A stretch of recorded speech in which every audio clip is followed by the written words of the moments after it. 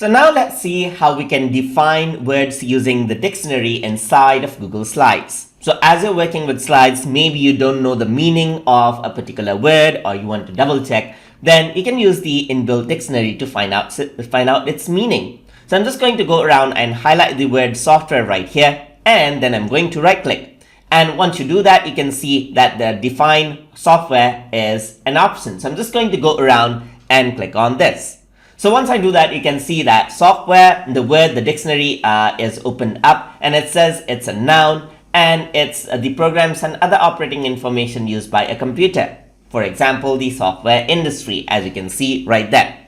So you can see that there's the dictionary, and if you want to directly access the dictionary to set in the word you want, you can go into tool and then you can go into dictionary right here. Once you do that, you get access to the dictionary right ahead, and you can search for the word that you want to search for. Let's say, for example, I want to search for something like engine right here, and I'm going to press enter, and there you go. You can see that you get the meaning for the word engine after you type it in. And that is how you can use the inbuilt dictionary in Google Slides to explore the meanings, and by using the define option by right clicking over here by the mouse. So hope you guys learned something as always, and as always, please like, comment, share and subscribe.